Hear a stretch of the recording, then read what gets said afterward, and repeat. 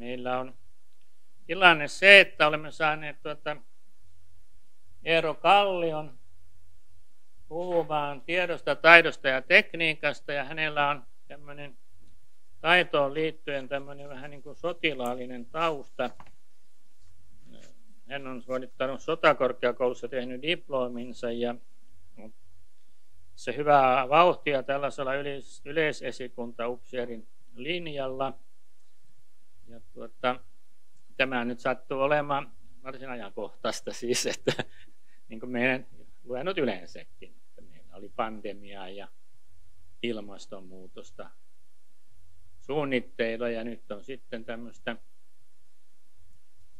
tietoa, taitoa ja tekniikkaa sodan tiedoilla maustettuna, pitääkö paikkansa?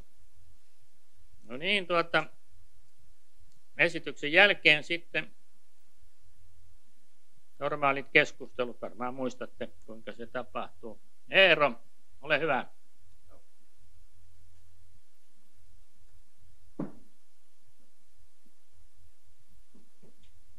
Joo, naiset ja herrat, mukavaa tiistai-iltapäivää. Eli mä puhun tänään sellaisesta kokonaisuudesta, mitä niin kuin tietäminen, taitaminen on niin kuin yksilön näkökulmasta, miten tieto ja taito itse asiassa sulautuu toisiinsa kiinni ja ilmenee tässä nimenomaan tekniikassa. Ja mä hieman määrittelen näitä asioita, käsitteitä tässä, että mitä mä tarkoitan, kun mä puhun mistäkin aiheesta. Ja mä aloitan tuosta, että me puhutaan taidosta ja tiedosta, ja meillähän on sellainen hassu perinne, että me kyetään irrottaa nämä kaksi asiaa toisista erittäin laajasti. Me joko puhutaan, että ihminen on taitava tai ihminen tietää. Mutta sitten toisaalta, kun mä katson omasta näkökulmasta, niin nämä kulkee pääsääntöisesti yhdessä, ja niitä ei oikein voi edes erottaa toisistaan. Eri asiat painottuvat hieman niin kuin eri hetkillä. Jos me ajatellaan taitoa käytännön elämässä, niin miten meistä puhutaan usein, niin siinä on usein tämä käytännöllisyys yhtenä kriteerinä. Eli tavallaan voidaanko taidolla saavuttaa joku tavoite.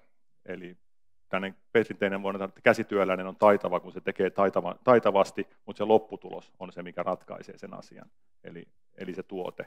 Sitten on tavallaan tämmöinen, niin kuin puhutaan taitavasta niin kuin esteettisyyden kannalta, eli taitavan liike on virheetön. Jos me katsotaan taitoluistelua, niin mehän ei itse asiassa keskitytä mihinkään muuhun kuin siihen, että miltä se näyttää se asia, tapahtuuko ne asiat sääntöjen mukaan. Ja nämä on taitavuuden määrittelyn aika kaukana loppujen lopuksi toisistansa. Niissä on samoja asioita sen itse taidon kannalta, mutta se meidän kriteeristö kertoo ihan eri asioita. Ja oikeastaan semmoinen itselleni esittämä kysymys tässä taidossa, mikä käytännössä aina vaatii jonkinlaisen kontekstin, kun me puhutaan taidosta. Se tapahtuu jossain tietyssä asiassa, tiettyyn asiaan liittyen. Ja mä oikeastaan pyrin nyt esittää taidon jollain tapaa tuossa lopussa niin kuin teknisenä kuvauksena ilman kontekstia. Eli on olemassa vain jonkinlainen voimavektori ja se kertoo meille tavallaan sen taidon sisältöä siinä tietyssä erityisessä tapauksessa.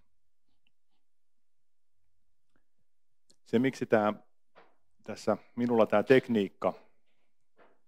tekniikka ja tämä yksilön nimenomaan omaan toimintaan, tekemiseen liittyvä taito ja tämä tekniikka kulkee niin kuin käsi kädessä, on oikeastaan täältä niin kuin taidon määrittelystä jo, että se on niin kuin järkiperäisenä tekemisvalmiutena, johon nimenomaan se käsitys siitä, miten tämä tulos tehdään, eli käytännössä tarkoittaa sitä, että kun minä alan valmistaa jotain, minun pitää tietää, mitä minä olen valmistamassa, ja minun pitää tietää, miten se lopputulos syntyy. Ja tätä oikeastaan voi ajatella laajennettavan myös siihen, että esimerkkinä, jos minä ammun rynnäkkökiväärillä maalitaulua, niin silloinhan minun pitää tietää, miten tähtäimet toimii, miten tämä lentorata toimii, minkälaisia virheitä voi tehdä siinä, jotta kaikkea tätä tietoa käyttäen voi loppujen lopuksi olla taitava ja osua siihen maaliin. Eli se on hyvin yksinkertainen asia, mutta se ei ole ihan niin helppoa, kun se käytännössä koittaa ensimmäistä kertaa. Siinäkin asiassa voi harjaantua harjoittelemalla. Sitten tämä tavallaan, kun puhutaan teknologiasta, niin tavallaan tämä tekninen logos, eli siinä mielessä oppiteknologiasta, eli puhun helposti myös taidosta teknologiana tai kykynä hyödyntää sitä. Ja siinä mielessä, jos me katsotaan laveasti tätä asiaa, niin että me voitaisiin miettiä sitä myös niinkin, että vaikka ne on teknologia, meillä puhutaan usein näistä niin kuin teollisuuden keinoista, välineistä, laitteista, niin sitten tietyllä tavalla me puhutaan tästä taidosta, niin me puhutaan myös sitä niin kuin oppina taidosta. Eli ne kulkee aika hyvin käsi kädessä, kun sitä ei katsota niin kuin täysin suppeasti yhteen asiaan, vaan katsotaan enemmänkin tällaisessa, missä ihminen tavoitteineen ja sitten tämä ympäristö omine rajoitteineen toimii yhdessä, tai ihminen toimii siinä ympäristössä. Sitten tällainen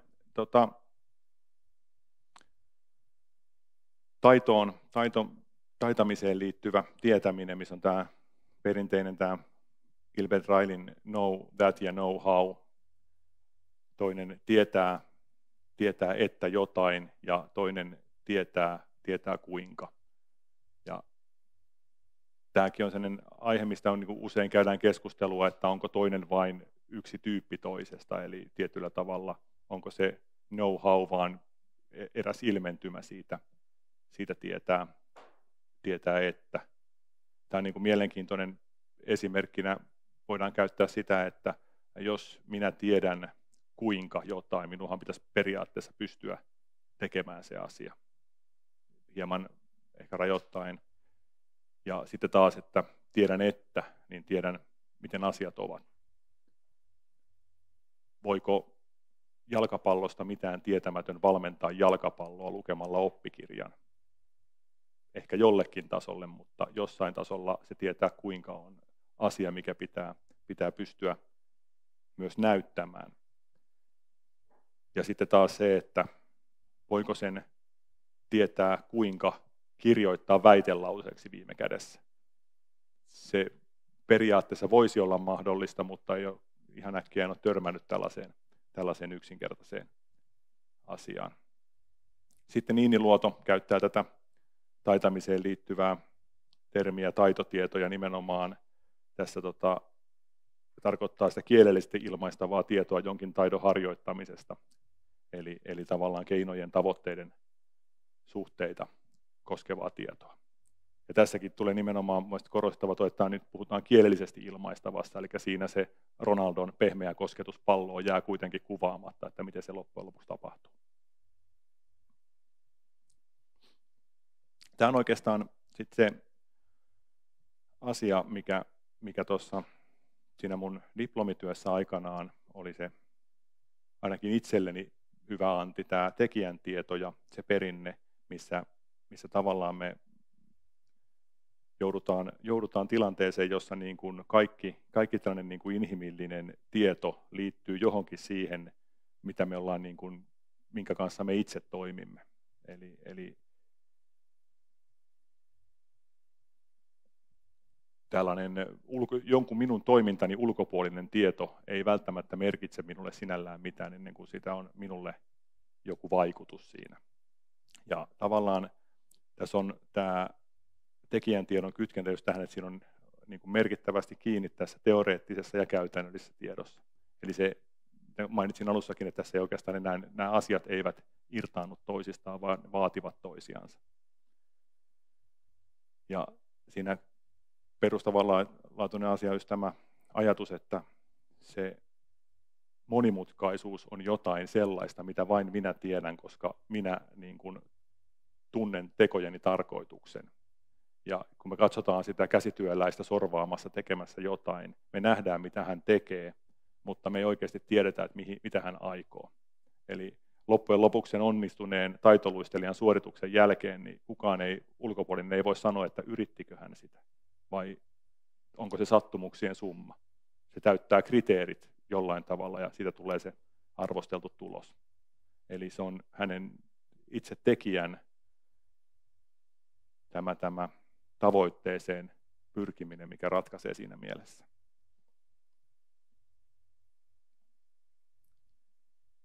Ja korostettuna nimenomaan tämä aikaansaamisen ja toisiinsa liittyvien toimenpiteiden konkreettisten suhteiden ymmärtäminen.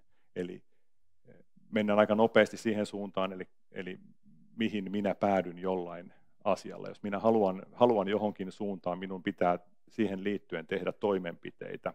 Ja se on se niin kuin intentio siellä, mitä minä haluan tehdä. Ja se on niin kuin, että se ei ole tehtävissä pelkästään päättelyllä, eikä myöskään havainnoimalla, vaan se on se kokonaisuus. Ja tässä tuleekin se niin kuin kytkentä, että meillä ei ole ikään kuin sitä irrotettavaa teoreettista tietoa tai irrotettavaa käytännöllistä tietoa, vaan ne molemmat toimii yhdessä, koska sen intention ja kontekstin muuttuessa niin sitä samaa tapahtuvaa ei enää ole olemassa, vaan se on jotain muuta. Tässä mielessä tämä niin kuin kausaalisten riippuvuuksien tietämysten kasvaminen niin kuin kehittää myös tätä käytännöllistä tietämystä. Eli jos ajatellaan, että mitä enemmän mä olen opiskellut tykistöupseerina tällaista ammusten lentorataa, niihin liittyviä tekijöitä, tällaista lähtökohtana olevaa topografista tilannetta, koordinaatistoineen, suuntien tarkkuuksineen, mitä tapahtuu siellä tykin sisällä, kun se granaatti saa lähtönopeutensa, mitä tapahtuu siinä lentoradan aikana ja miten niitä asioita voidaan korjata, niin tämähän kehittää sitä minun kykyäni ennustaa ja toimia niissä tilanteissa. Ja se on niin kuin tavallaan, mä ymmärrän sen, mitä siinä tapahtuu ja mä osaan toimia siinä ympäristössä. Ja sitten kokemusperusteisesti todettakoon myös sekin, että siinä vaiheessa, kun se eka kerran ei toimikaan niin kuin sen pitäisi toimia niiden oppikirjojen mukaan, niin sen ongelman selvittäminen on itse asiassa sen kokemuksen tuomaa, eli minkälaisia palasia siinä olikin virheitä ja missä kohdassa minun laskelmaani oli virhe. Eli tavallaan siinä se, että mikä johtaa mihin, ratkaisee tavallaan sitä minun tietämystäni siinä kontekstissa. Ja siinä mielessä, että me saadaan niin kuin, mitä enemmän saadaan näitä käsitteellisiä syitä seurauksia rakennettua, niin sitä kautta meillä on myös niin kuin parannetaan mahdollisuuksia siihen niin kuin ymmärrykseen meidän mahdollisuuksista päästä eteenpäin siinä meidän tavoitteessa. Hyvä, siinä oli niin kuin tämä niin kuin tekijän tieto ja miten mä näen, että tässä niin kuin ihmisen toiminnassa tämä tieto vaikuttaa.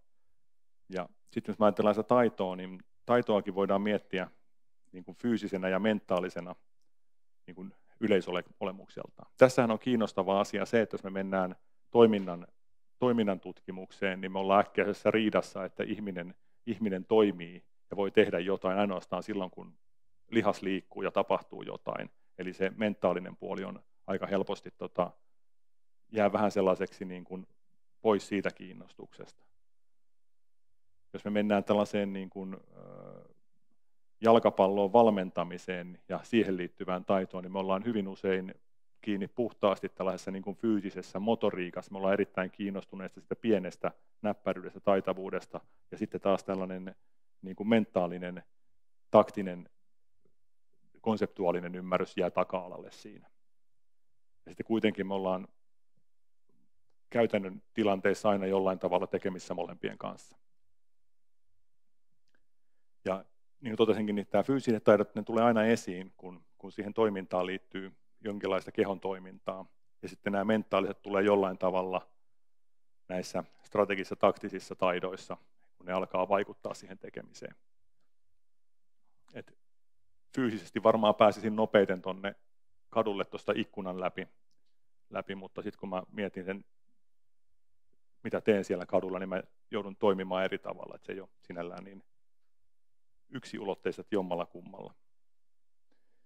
Ja siinä mielessä se konteksti, missä me toimimme, missä me olemme, se vaikuttaa siihen, että minkälainen taito on oleellista. Tämä on mun mielestä hyvä tämä klassinen tiedon määritelmä perusteella, että on niin kuin taidon määritelmä. Ja tämä ikään kuin nämä 3 ehtoa, tehtävyyden, perusteltavuuden ja uskomuksen suhteen, niin tämä on ihan sinällään niin kuin varsin tällainen niin kuin järkeenkäyvä. Eli se totuusehtona silloin on se, että se on jotain, mikä on oltava tehtävissä. Se ei voi olla mahdotonta, sen on toteuduttava jossain ympäristössä. Ja sitten taas tähän niin kuin perusteltuvuuden suhteen niin kyse on niin kuin harjaantumista ja sitä, että minä nimenomaan niin kuin uskon siihen asiaan. Tavallaan, että minä osaan tämän asian, minä olen taitava, minä pystyn tähän. Ja siinä mielessä juuri tämä harjaantuminen niin kuin erottaa sen niin kuin hyvästä onnesta, ja se on olemassa se ja perusteltavissa se asia. Hyvä, eli siinä niin kuin oli se osuus tiedosta ja taidosta, ja tämä on se niin kuin tausta, millä mä tarkastelen tätä kysymystä. Seuraavasti katsotaan tähän taidon ja tekniikan suhteen asioita. Ja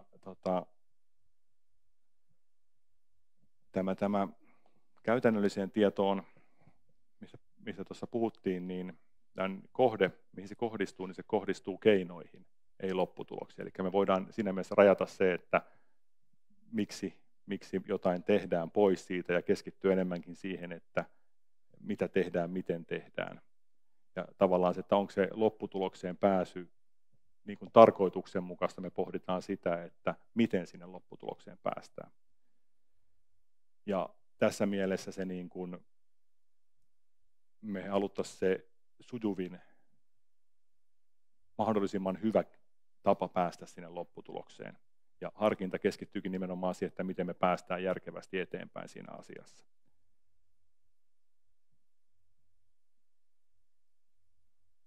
Ja silloinhan me ollaan nopeasti kiinni siinä, että mikä asia johtaa toiseen, ja me mennään syihin ja seurauksiin, ja silloinhan me ollaan tavallaan, niin kuin, pitäisi päästä aika selkeisiin jatkumoihin, eli kun joku asia tapahtuu ja sitä seuraa jokin asia, jos se tapahtuu aina samalla tavalla, niin se on seuraus siitä. Ja miksi me ollaan kiinnostuneita siitä, niin sehän on nimenomaan se tavallaan sen asian toistuminen samanlaisena, sen vakioituminen ja sitä kautta sen ennustaminen. Ja jos me ajatellaan niin kuin koneen toimintaa, missä mäntä menee edestakaisin, niin sehän toimii täysin samalla tavalla. Se ratkaisee sen jonkinlaisen energian tuottamisen tai liikkeen tuottamisen kysymyksen siinä. Ja siinä mielessä tekniikassahan me puhutaankin sitä, että me sovelletaan käytäntöön. Kun me otetaan se kone-esimerkki siitä, miten se soveltuu käytäntöön, niin se on tavallaan yksinkertainen. Sitten kun me sotketaan ihminen siihen asiaan, niin aina kun ihminen sotketaan johonkin asiaan, niin se muuttuu kovin monimutkaiseksi se asia, ja sitten se syy-yhteyskin, mitä seuraa jostain, niin se muuttuu hyvin, hyvin monimutkaiseksi, ja oikeastaan sellainen, että se ei olekaan enää ihan niin 100% se asia. Mutta tavallaan tästä näkökulmasta taitamisen ja tekniikan suhteen olen vaan kiinnostunut nimenomaan siitä, että miten me näitä tiettyjä pieniä syy-yhteyksiä voidaan järjestelmällisesti soveltaa käytännössä ja saada jotain tavoitteita aikaiseksi. Ja tekninen normi tavallaan tämmöinen lause siitä, että jos olet tilanteessa S ja haluat A, sinun tulee tehdä jotain siinä perässä. Ja tavallaan kun me tällaisella tavalla alkaa tämä niin kuin inhimillisen tavoitteen tämmöinen niin kuin syy-yhteysketju. Minä haluan jotain, minulla on tiedossa joku asia, mikä johtaa siihen haluttavaan tekoon, Ja sitä kautta, kun minä uskon siihen, ja että tämä ratkaisee sen minun ongelma ja päästää minut siihen haluttuun tilanteeseen S, eikä se muutan sen majan tai siis tässä nykytilanteesta muutan sen majan asuttavaksi, niin mä teen sen teon. Ja sitä kautta tällainen niin kuin yksinkertainen niin kuin syllogismi, niin tämä kertoo sen, että mitä minun on tehtävä.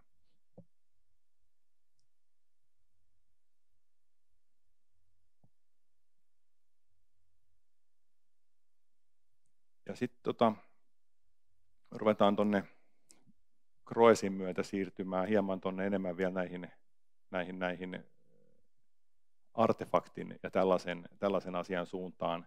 Ja jos me ajatellaan ensinnä pohjalla, että jos meidän toiminta tuossa, meillä on syllogismi, niin toiminta perustuu meidän käsitykseen tällaisista kausaalisista suhteista, niin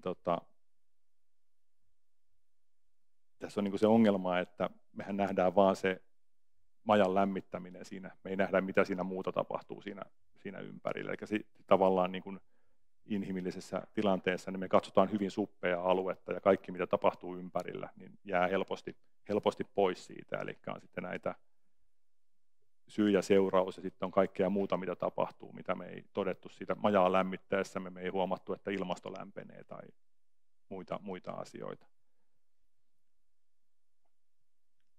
Ja tämä on niin kuin sitten, niin mä mainitsinkin tuossa aikaisemmin tämän asian, että meillä on tämä niin kuin inhimillisen toimijan niin kuin harkinta ja sitten tämä fyysisten objektien väliset suhteet, niin meillä on edelleen se mäntä, mikä liikkuu sillä samalla tavalla, se toteuttaa sitä yhtä asiaa siinä, ja sitten meillä on toisaalta ihminen, joka voi sitten jostain siitä tavoitteestaan johtuen niin tehdä samoissa asioissa, näennäisesti samassa tilanteessa täysin erilaisia johtopäätöksiä, harkita asian ikään kuin väärin sen suhteen, mikä olisi oletettavaa. Ja tavallaan tämä inhimillisen syy-yhteyden ongelmahan on juuri se, että me niin tavallaan ollaan siinä, että miksi Eero tuli tänään tänne. Se on niin kuin joku syy, mikä se on tuottanut, mutta se ei niin kuin minä kerro vielä mitään siitä, että Eero tulisi tänne viikon päästä. Et siinä on niin kuin inhimillisen syy-yhteyden ongelma, tai ei ongelma, mutta se ei ole tae mistään. Sitten kun me mennään siihen puhtaasti fyysisiin objekteihin, niin silloinhan me mennään siihen niin kuin luonnontieteen puolelle ja siihen yksinkertaisesti selkeään syy-seurausasiaan. Eli jos jotain tapahtuu, sitä aina seuraa jokin toinen asia.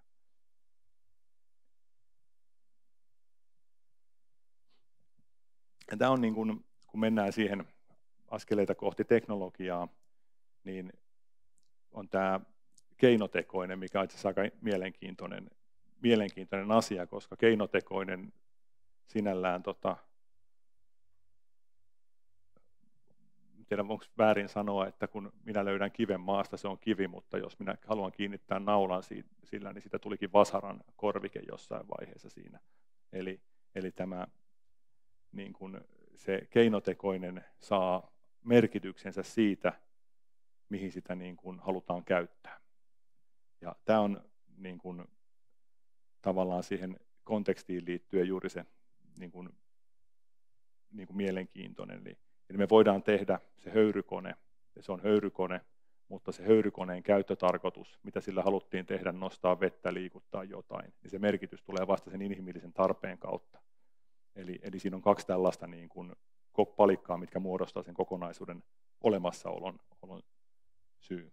Ja siinä mielessä tässä tuleekin se artefakti, mitä tehdään, niin siinä on, niin kuin, on olemassa fyysinen järjestelmä, se rakenne, mikä se on, mitä se käytännössä, miten se esiintyy, miten se noudattaa näitä meidän lakeja. Ja sitten siinä on toinen on tämä toiminnallinen konteksti, eli millainen se artefakti saa merkityksensä.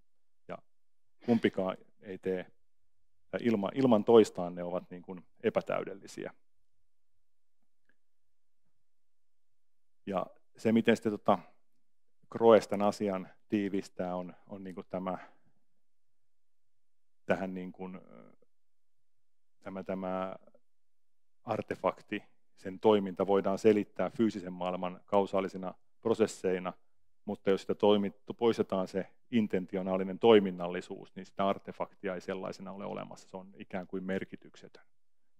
Eli tämä rakenteen ja intentionaalisuuden summa on niin kuin keskeinen tässä suhteessa.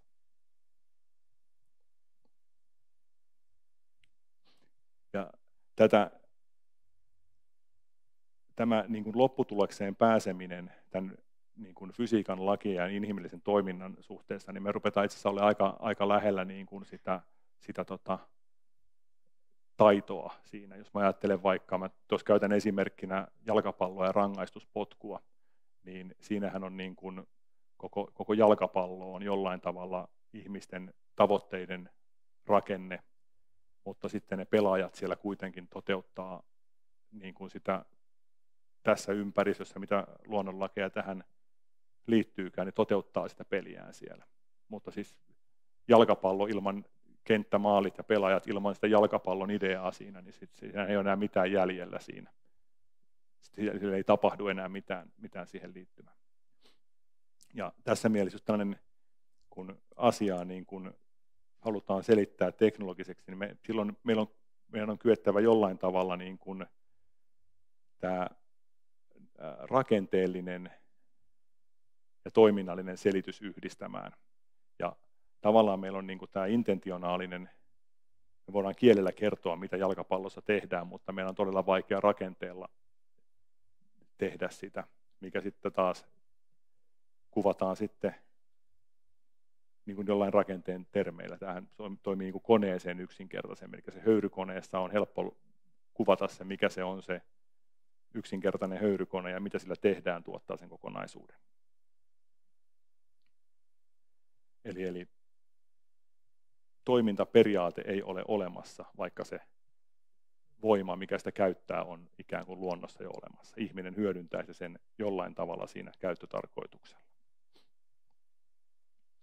Sitten mennään tähän tekniikkaan ja taitoon. Mä rupean kohta näyttää itse piirtämiäni kuvia, mikä on aina tietyllä tavalla jännittävää, että ymmärretäänkö niistä kukaan muu mitään kuin mitä itse on tehnyt. Mutta mennään ensin tähän niin kuin pohjalle.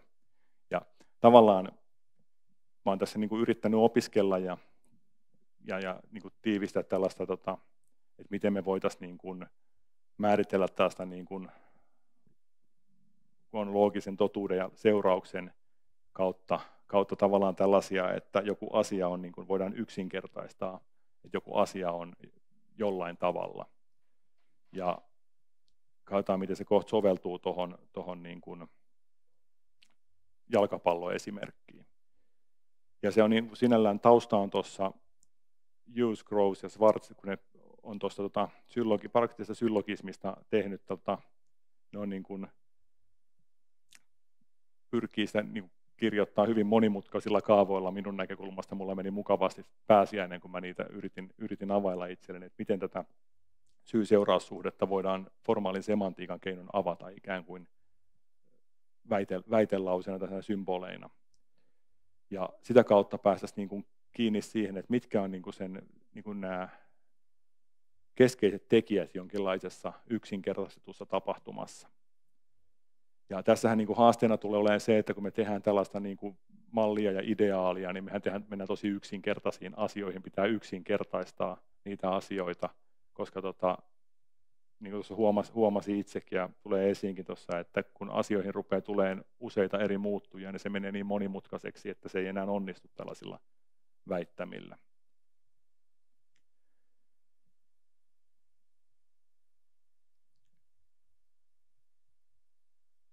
Tuossa puhuinkin tuosta niin kuin rangaistuspotkussa ja me lähdetään tuosta niin kuin väittämästä liikkeelle ikään kuin, että me ollaan siellä jalkapallon EM-kisat oli ja sielläkin ratkottiin asioita rangaistuspotkulla ja tietyllä tavalla rangaistuspotkukilpailussa niin voittaminen edellyttää sitä, että tekee maalin. Sitä voittamista ei voi tapahtua, jos ei tee maalia. Eli se, että kukaan ei tee maalia, niin se tilanne ei ratkea, vaan se ratkeaa vain ainoastaan yhdellä tavalla. Ja sitten siinä on niin kuin todetaan, että onnistunut laukaus, niin sitä seuraa maali. Eli lähdetään ajatuksesta liikkeelle, että kun se Ronaldo potkaisee sen pallon, niin se järjestäen pystyy potkaisemaan sen sellaiseen paikkaan, että maalivahti vaikka mitä tekisi, ei siihen ehdi, vaan se pallo on maalissa. Ja sitten taas toisaalta, jos on vähän epäonnistunut laukaus, niin se maali voi syntyä myös silloin, jos torjunta epäonnistuu. Sekin saattaa aiheuttaa sen maalin. Ja siinä mielessä, että me saavutetaan se maali ja voitto, niin ne olosuhteiden pitää toteutua. Ja se olosuhteiden toteutuminen tietyllä tavalla yksinkertaistuna edellyttää sitä, että pallo saa jonkinlaiset sellaiset liiketekijät, että se pallo päätyy maaliin. Eli tavallaan onnistunut laukaus toteutuu, jos pallon suunta ja nopeus ovat riittäviä osumaan maaliin, ja vielä siinä muuttujana se, että siellä pitää niin kuin se torjunta epäonnistua. Eli jos tällaisessa ideaalitilanteessa niin laukaus on niin hyvä, että pallo menee maaliin, niin sitten kun me ruvetaan sitä siihen todellisuuteen, missä se maalivahtikin vaikuttaa, niin riittää, että laukaus on niin hyvä, että maalivahti ei ole riittävän hyvä, eikä torju sitä asiaa. Eli jos me ajatellaan, niin kuin, tämä on vähän aavistuksen haastava tuo kuva, koska siis todellisuudessahan se maalivahtihan on tässä keskellä vähän isompana, ja nyt tuon piirtämisen kannalta niin oli tärkeämpi saada nyt nämä, että tähän tulee näitä tietynlaisia suuntia mukaan siihen. Jos me ajatellaan, että meillä on niin kuin rangaistuspotkun potkaisijalla on niin kuin ikään kuin sellaiset ääripisteet, noi aat, mikä on se lyhin etäisyys niihin kohteisiin, missä on vaikein tämän maalivahdin mennä ja torjua. Ja siinä niin kuin maaliviivan tasopisteessä lähtee nuo vihreät B-janat, eli siinä on se maalivahdin etäisyys niihin vastaaviin kohteisiin, ja sitten valitaan joko tämä alakulma tai yläkulma, niin me päästään tilanteeseen, missä kuitenkin se lyhin etäisyys maalivahdilta torjua tämä laukaus alakulmaan tulee johonkin tuohon siihen suoraan, mihin tulee tämä suora kulma tuohon potkulinjaan lähden. Ja näinhän se niin kuin toimii se asia. Eli tavallaan se menee siihen katkaisemaan lentoralle, missä hänellä on niin kuin lähin torjua se veto. Mennään sinne oikeanpuoleiseen kuvaan, niin me katsotaan se samaa asiaa sieltä maalivahdin niin kuin näkökulmasta. Niin silloinhan me huomataankin, että se on ihan niin yksinkertainen. Että se, mikä me voidaan sanoa suoraan, on se, että eli tämän niin kuin pisteen etupuolelle ei kannata tulla, koska silloin se etäisyys on, jos tähän on etäisyys sama, mikä tähän, niin me tiedetään, että se pallo on nopeammin tässä kuin tässä, eli etäisyys ja aikasuhteessa, niin maalivahdin pitää tähän niin kuin lyhimmän torjuntaetäisyyden ja maalin väliin suorittaa se torjunta. Jossain siinä välissä on se niin kuin ajan suhteen se edullisin paikka. Ja siinä mielessä me nähdään siellä tämä niin kuin maalivahdin lyhin etäisyys kohteeseen muodostuu ikään kuin sellaiseksi kaareksi tonne, eli mihin se maalivahti ehtii samassa ajassa kuin se pallo on kulkemassa kohti sitä maalipistettä. Tässähän on nyt pitää muistaa se, että tähän niin pitäisi pystyä piirtämään kolmiulotteisena, mihin tutkija Kallion PowerPoint-taidot ei riittänyt tällä kertaa. Mutta mä uskon, että toi niin kuin antaa tavallaan sen tietyn kuvan siitä, että se maalivahti toimii niin kuin tällaisessa niin kuin aika isossa, hieman pyöreähkössä tilanteessa, missä jokaiseen niihin saman säteenmitan päähän on ikään kuin häneltä vielä yhtä paljon aikaa. Nyt kyse on siitä, että mihin tämä laukaisija saa sen pallon laitettua niin, että tämä maalivahti ei ehtisi siihen optimaaliseen torjuntapisteeseen.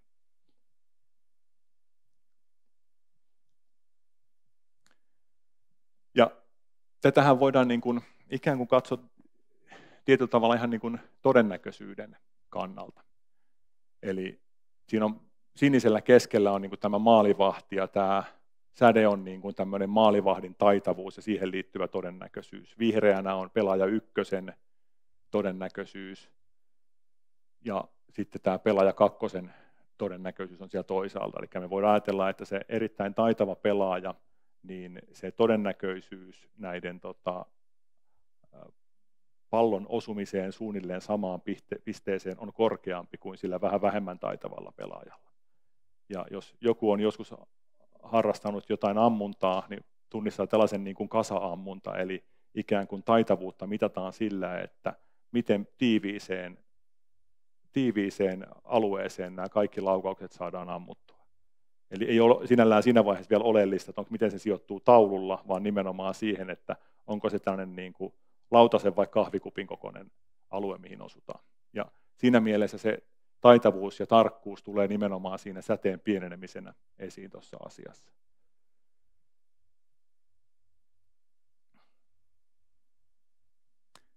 Ja oikeastaan tässä on niin kuin maalivahti on se tekijä, mikä tietyllä tavalla voi vaikuttaa tähän asiaan. Ja tässä oikeastaan se, mikä tässä onkin kuvaavaa täällä pelaaja kakkosen suhteen, eli me nähdään, että nämä menee hieman päällekkäin, tämä punainen pelaajan säde ja sininen maalivahdin säde. Eli vihreässä tapauksessa kaikki nuo vihreät laukaukset ovat tuolla maalin tolpan ja yläputken niin kuin sisäpuolella, ne menevät kaikki maaliin. Et kun me nähdään siellä punaisella puolella, niin silloin he tarkoittaa se hajonta sitä, että niissä tapauksissa osa menee ohi maalista, osa menee sille maalivahdin todennäköiselle torjunta-alueelle, eli ei päädy maaliin, ja osa voi mennä sinne maaliin, missä tuleekin tavallaan tämä tapahtuu niin kuin aina, ja tapahtuu näin pääsääntöisesti.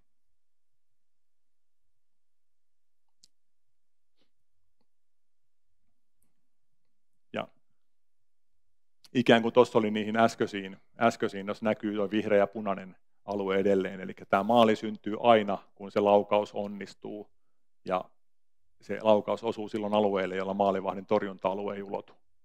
Tässä toisessa tapauksessa maali voi syntyä jossain olosuhteissa, jossa se laukaus toteutuu, ja silloin siinä tulee kysymys tästä, että eli siellä on niin kuin tämä torjunta-alue ja laukauksen hajontakuvio on päällekkäin, ja sitten toisaalta siinä on myös se osa menee ohi siitä maalista.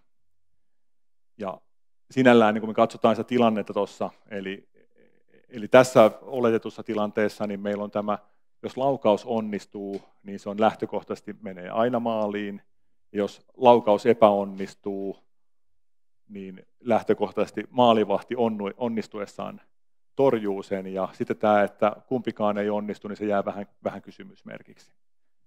Ja tietyllä tavalla maalivahdin taitavuuden kasvaessa, niin maalivahti onnistuu ja laukaus onnistuu, tilanne saattaa sitten, mitä parempi maalivahti, niin sekin saattaa mennä sinne todennäköisyyksissä muihin kuin aina tapahtuu. Mutta sitten kun me ruvetaan katsoa, että mitä itse asiassa siinä niin kuin, laukauksessa tai tässä rangaistuspotkun potkaisussa tapahtuu, mitkä vaikuttaa siihen kokonaisuuteen, niin tässä on mä en oikein keksinyt mitään muuta kuin tällaiset näistä tykistöjärjestelmistä, ruutijärjestelmistä tuttu tämä sisäballistinen ja ulkoballistinen vaihe. Eli käytännössä tässä tilanteessa me käsitellään sitä vaihetta, milloin se pallo tai projektiili saa suunnan ja sen liikeenergian. Eli tavallaan se hetki, kun se voimavektori muodostuu siihen. Ja jos me ajatellaan tätä tapahtumaa, niin silloin hän tarkoittaa sitä, että pelaaja liikkuu kohti palloa, pelaajan jalka heilahtaa ja se jollain tavalla osuu palloon ja pallo lähtee liikkeelle. Siinä on niin kuin tavallaan se, milloin saa kiihtyvyyden. Sitten on tämä toinen vaihe, ulkoballistinen, eli miten se projektiili kulkee ilmassa ja mikä siihen vaikuttaa sillä hetkellä. Ja mä oikeastaan ton niin kuin ruksin yli mitättömänä tässä tilanteessa, koska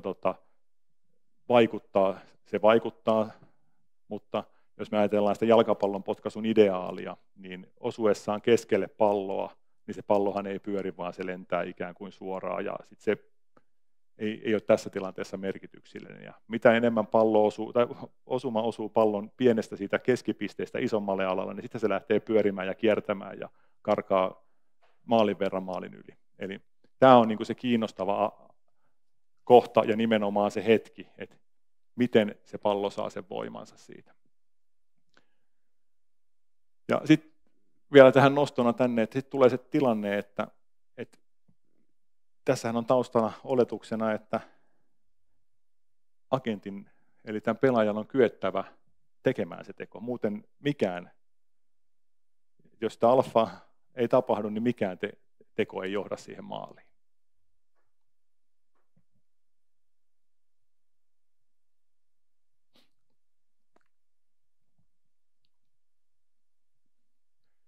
Ja nyt tuossa oikeastaan, niin kun katsotaan tätä kokonaisuutta, tässä nyt kuvaa tätä palloa, mikä tuossa on tuossa tilanteessa, niin meillä on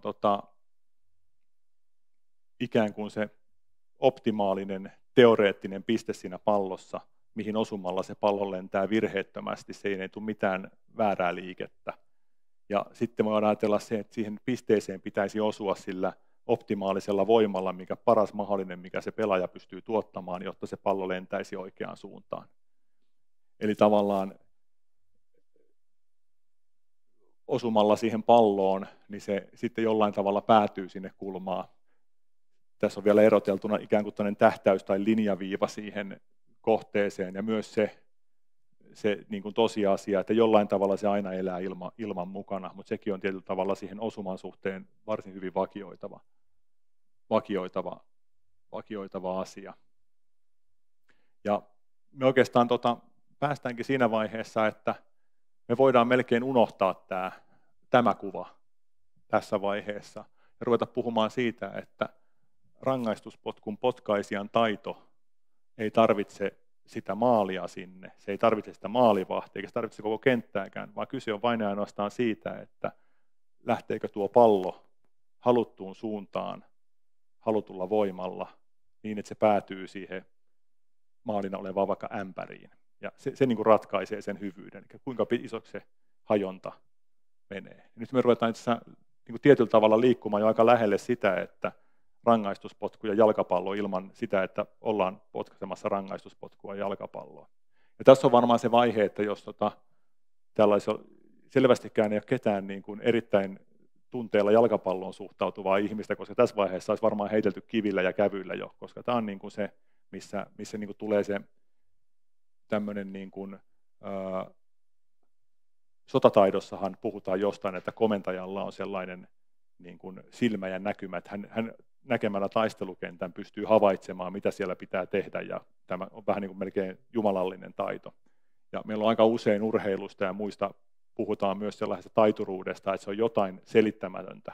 Mutta tässä oikeastaan meneekin siihen, että mä yritän sanoa, että tässä ei ole mitään maalin tekemisen hienoutta, vaan tämä on hyvin yksinkertaisesti vaan se, että jos se pallo lähtee aina samalla tavalla, samalla voimalla ja se pelaaja osaa olla sellaisessa asennossa, että se vakioheiluri, eli ikään kuin se on se höyrykone, mikä tekee aina samalla tavalla asioita, osuu palloon samalla tavalla, niin se pallo päätyy sinne samaan paikkaan. Näitä on ihan hauskoja. Tuossa ennen EM-kisoja oli sellainen joku jalkapallon robotti, mitä demonstroitiin ennen yhtä ottelua, että se potki sieltä keskiviivalta niitä palloja sinne samaan yläkulmaan. Että se on niin kuin teknisesti tehty tällaisilla laitteilla ja niitä käytetään harjoituksissa. Joku tällainen tennis, mikä tämä kone, mikä ampuu tennispalloja ja sitä voi harjoitella, niin sehän tekee periaatteessa hyvin tällaista asiaa, että saat vakioitua tai haluamasi kaltaisia syöttöjä siltä ja palauttelet niitä syöttöjä. Mutta sitten niin kuin tämä oikeastaan tämmöinen niin kuin haastavuus onkin sit siinä, että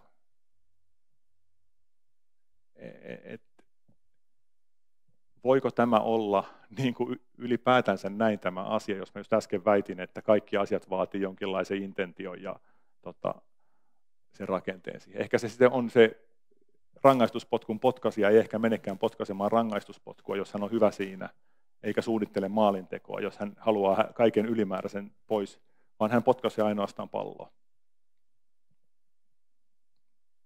Mä en ole itse ennen kuin mä tätä sain väänneltyä tähän muotoon, olisi miettinyt asiaa niin paljon. Sitten varmaan joku voi, mä en ole sinällään kauhean kiinnostunut jalkapallosta, mutta mä valmennan sitä ja lapset pelaa. Mutta on niin kuin, jos mennään, niin kuin, mun näkökulma on niin kuin taito ja oppiminen ja opettaminen, niin mua kiinnostaa ihan hirveästi nimenomaan se ilmiö, että mitä oikeastaan tapahtuu, kun me tehdään se taitava suorite jossain asiassa. Niin loppujen lopuksi mä rupesin itsekin kääntymään jo siihen suuntaan, että okei, että tietyllä tavalla mennään vaikka jalkapallopelissä tästä niin kuin rangaistuspotku rakenteesta jo ulkopuolellekin, niin tärkeintä on itse asiassa se, että se pallo lähtee haluttuun suuntaan, halutulla voimalla, niin että se kussakin tilanteessa päätyy sinne paikkaan, mihin se aiotaan. Ja siinä niin kuin, tämä on niin kuin sen pelin suorittamisen kannalta vaikuttaisi olevan erittäin tärkeä taito. Mutta sitten me mennään sen jälkeen siihen, että missä se paikka on, mihin se pallo pitää potkaista, mutta se on niin vaikea asia, että mä en halua siihen mennä edes tässä, koska se dynaamisessa ympäristössä, niin se muuttuu varmaan koko aika siellä. Mutta kyllähän se kuulostaa vähän latistavalta, jos inhimillinen taitavuus on kyky toistaa se osuma, tarkkuus, suunta ja voima samalla tavalla niin kuin konemaisesti. Mutta sitten loppujen lopuksi me palataan siihen taitoluistelijaan, niin mehän nimenomaan halutaan sitä, että se toistaa sen määrätyn liikkeen määrätyllä tavalla jokaisessa kilpailuissa. Et ei se välttämättä olekaan se niin kaukana siitä asiasta. Ja tämä niin oikeastaan tekeekin sen kiinnostavan, että onko tämä niin seuraava vaihe olisi sitten se, että miten tämä tikkuukko olisi ihmismuodossa ja pystyisi tuottamaan sen osuman tuohon palloon aina samalla tavalla. Jos me ajatellaan, että siinä potkussahan lähdetään liikkeelle palloa jossain tuolla, siinä on ideana ottaa vauhti, laittaa tukijalka ikään kuin se vakioimaan, se tuki tulee siihen vakiointikohtaan ja sen jälkeen se heiluri pitäisi olla samanlainen. Niin se on motorisesti kuitenkin kohtuullisen, se on yksinkertainen, mutta varsin vaativa tapahtuma.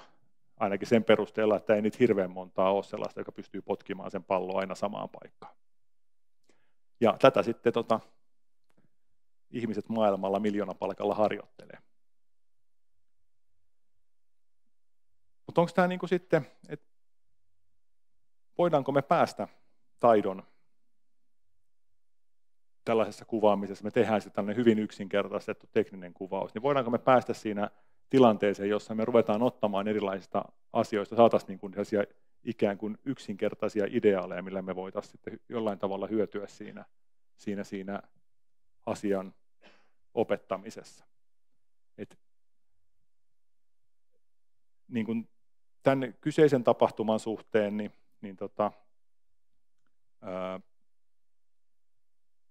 tämä voisi olla näin. Tässä on mun mielestä paljon sellaisia elementtejä, että tämä tuntuu piirrettynä ja kirjoitettuna, ja myös siellä kentän reunalla, niin tämä tuntuu siltä, että tämä voi toimia siinä. Mutta sitten se, päädytäänkö me niin monimutkaiseen tilanteeseen kuitenkin, että se hyödyntäminen muuttuu vaikeaksi. En tiedä, vai viekö tämä ainoastaan kiinnostavuuden koko lajista, kun toteaa, että se on itse asiassa hyvin yksinkertainen asia, minkä robotti olisi helpompi laittaa tekemään. Ja tavallaan me päästään tässä sellaiseen mun mielestä ihan hyvin tällaiseen tosi yksinkertaiseen syy-seuraussuhteen ja tällaisen vaikuttavien asioiden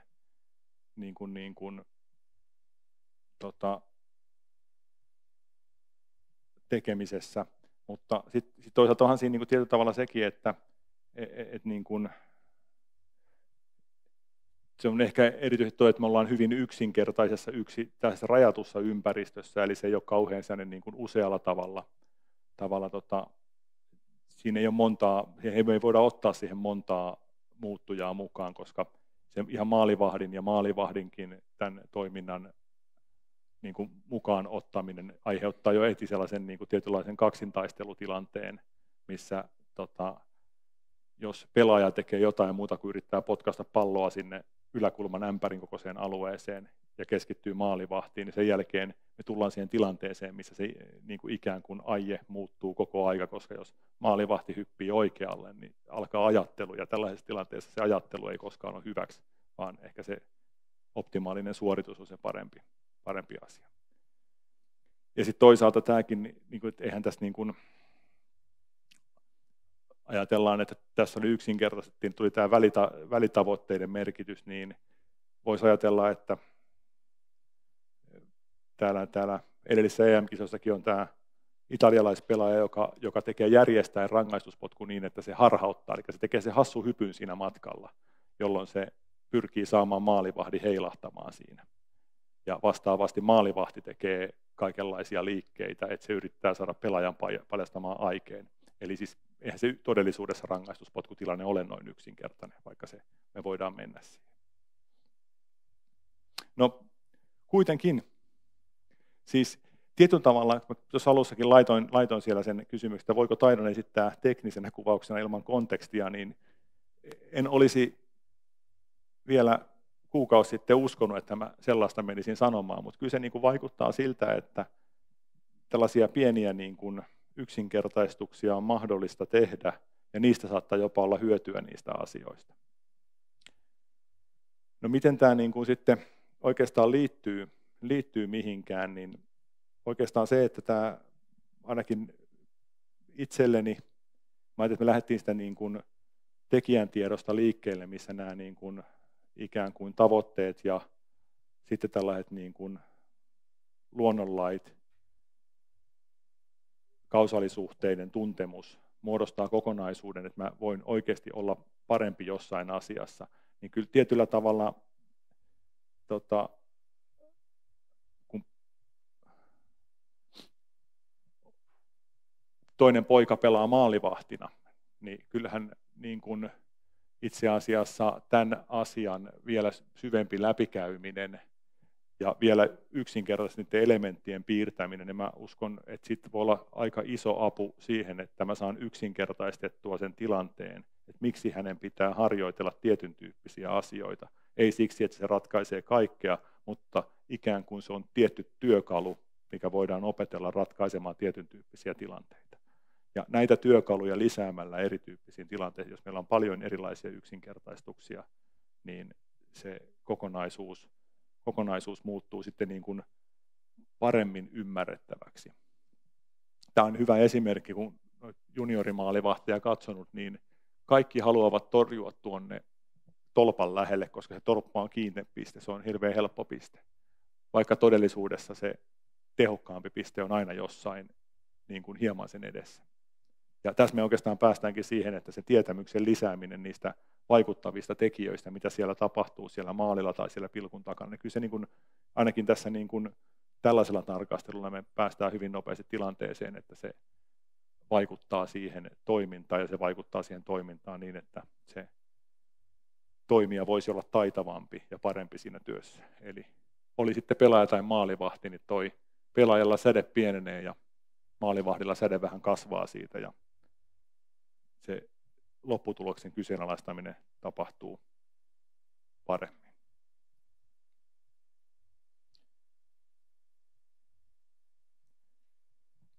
Siinä on oikeastaan näitä lähteitä, mistä mä oon tässä niin kuin kaikkein eniten näitä asioita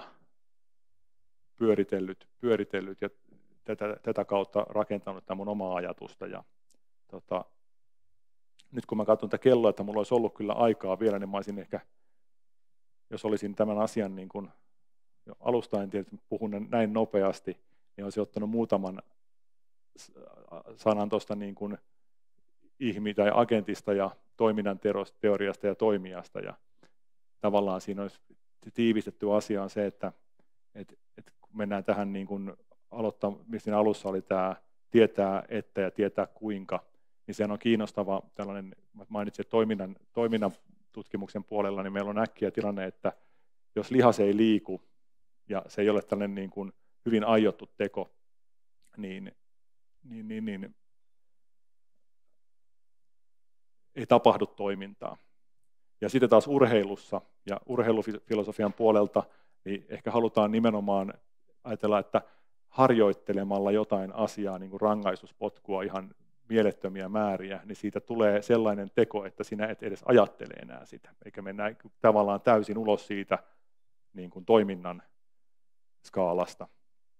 Ja tämän jälkeen niin kuin tämä habituaatio on itse asiassa se, millä se jalkapallon pelaaja tai joku muu tekee itsestään enemmän konemaisen niin, että siihen perussuoritukseen, eli siihen potkaisuun ei tarvitse käyttää energiaa ja ajatusta, vaan hän pystyy irrottamaan sen oman ajattelunsa siihen, että nythän mä näenkin paremmin, mitä täällä muualla tapahtuu, koska perussuoritukset onnistuu hyvin.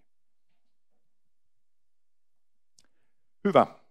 En pitkitä, koska en ole valmistellut sitä toiminnan puolta sen enempää, niin ehkä mieluummin sitten, jos on jotain niin kuin kysymyksiä tai tällaisia niin kuin,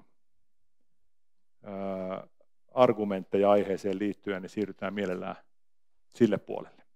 Kiitos.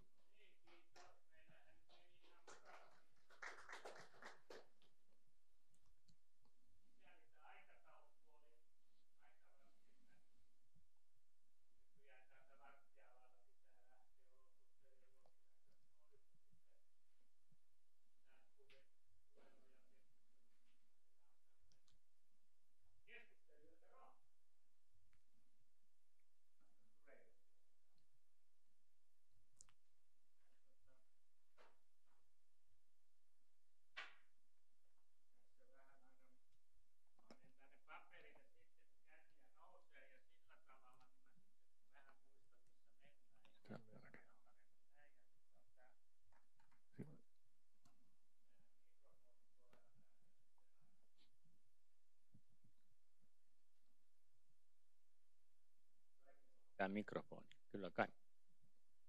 Niin tuodaan sitten, kun kysymyksiä syntyy. Tämä on nyt aika haastava tilanne, koska meillä täällä pääsääntöisesti ihmiset on nimenomaan tietäjiä, mutta on meillä kyllä taitajiakin, että tekniikkaakin on ollut aika paljon ja Tuomokin tuossa istuu tekniikan miehenä, niin uskollisesti käy täällä. Hauskaa.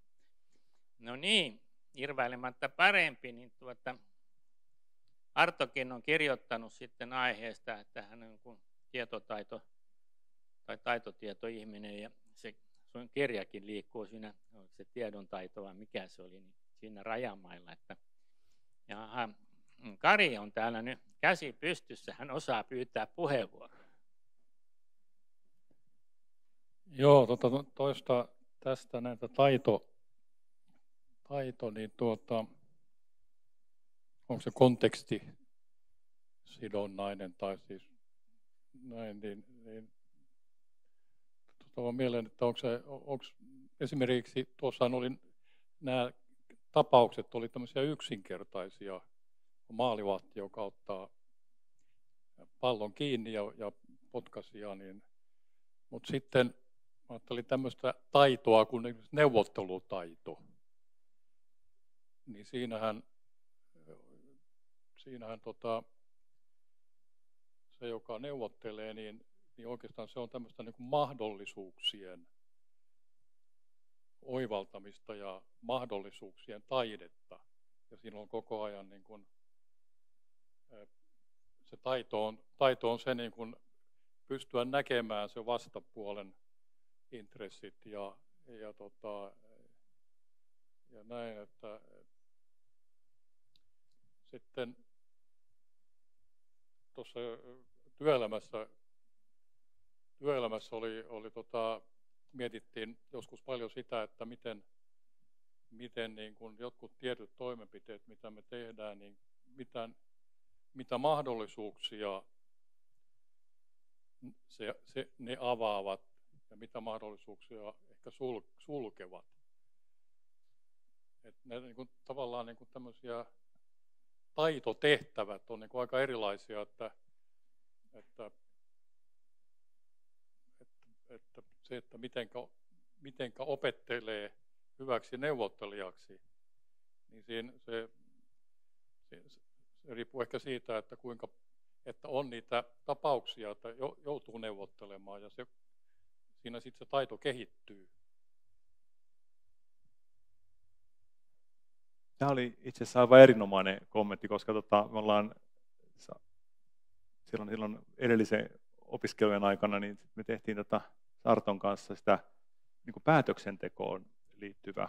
Kirjoitettiin sitä paperi sitten myös, ja tavallaanhan siinä tulee just tämä sama asia, että, siis, että neuvottelussahan on varmasti niin kuin neuvottelijalla joku tavoite, mutta se on nimenomaan näin, että okei, että neuvottelutaito, niin se on sitten niin kuin, se on varmaan tilanne kun tilanne ja tavoite kun tavoite, niin sulla on ikään kuin sellainen niin kuin työkalu, tai tällainen tapa tehdä se asia, mikä hioutuu jo koko ajan. Siis, voidaanko sanoa, että niin kuin neuvottelija on ikään kuin käsityöläinen siinä neuvottelussa, eli hänellä on niin kuin toisaalta se horisontti, missä hän niin kuin yrittää saada ratkaisua siihen ongelmaan sillä taidolla, ja toisaalta hänen kykynsä neuvotella kehittyy koko aika, koska jos mä ajattelen, että suunnittelija, niin mun mielestä suunnittelijahan, siinähän on vähän niin kuin samalla tavalla kuin neuvottelijalla, niin pyrkimys päästä niin kuin johonkin lopputulokseen välisteppien kautta, ja suunnittelijaksi voiko oppia lukemalla kirjan vai pitääkö suunnitella ja ikään kuin hioutua niissä asioissa.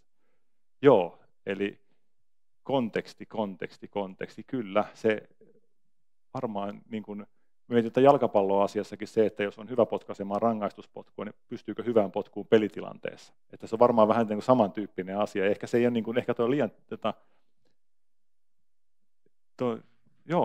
pitää miettiä tämä asia, että mikä niin kuin tekee eron siitä, tai mikä se kontekstin määrittely muodostaa. Se oli itse asiassa aika hyvä puheenvuoro, koska mä joudun palaamaan itsekin siihen, mitä olen itse aikanaan tehnyt ja miettinyt, ja sitten tuli tämmöinen ongelma esiin. No joo, hyviä kysymyksiä. Se on sillä tavalla, että hyvä luento herättää sitten kysymyksiä, ja hyvä kysymys herättää luennoitsijassa innostuneen vastauksen. Tämä menee oikein mukavasti näin. Tuo neuvottelutaito on kai semmoista korkeampaa taitoa todella tavallaan sitten, mutta että Aristoteles, johon on viitattu, niin aikanaan sanoi, että politiikka ja arkkitehtuuri ovat niin kuin tavallaan sisaruksia, että ne ovat toisia taitoja määritteleviä taitoja. Mutta näissä molemmissa on siis neuvottelutaito kaiken huippu, niin kuin näistä sodista nyt tiedämme, niin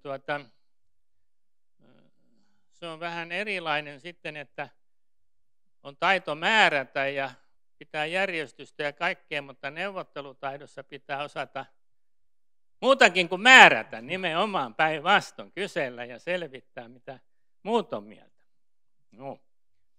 No sitten, onko lisää kysymyksiä? Siellä Soini jo vähän heiluttaa.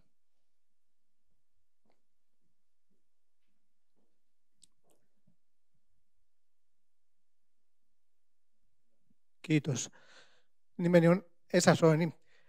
En oikein ymmärrä jalkapallosta juuri mitään, mutta esitelmässä oli tosiaan se mielenkiintoinen, että siinä oli se teoreettinen osuus oli hyvä, mutta sitten tuotiin esille nämä konkreettia toi niin kuin varsin hyvin selville, mitä se taito niin kuin oikein on. Tosin voi tietysti argumentoida tähän sillä tavalla, että onko se tosiaan niin, että tällä pallon potkaisimella aina oikeaan kohtaan, että se on sitä taitoa, koska sanotaan, että tulee mestariksi sillä tavalla, että 10 000 kertaa harjoittelee jotakin, niin se tuo sen taidon. Mutta tässä tapauksessa, jos tulee taas konemaiseksi tämä, että aina tekee samaltaan, niin tähän tosielämässähän tämä tilanne on paljon monimutkaisempi, koska siihen vaaditaan psykologiaa, siihen vaaditaan strategiaa, taktiikkaa, kaikkea tämmöistä, koska jos aina menee sama siihen vihreään, niin sinähän se maalivahti menee odottamaan sitten, tule tänne ja pystyy aina torjumaan sen. Ja jos sitä taitoa miettii, mikä se taito on, tämä on yksinkertainen, mä olen miettinyt, taito on saavuttaa joku tavoite suurella todennäköisyydellä.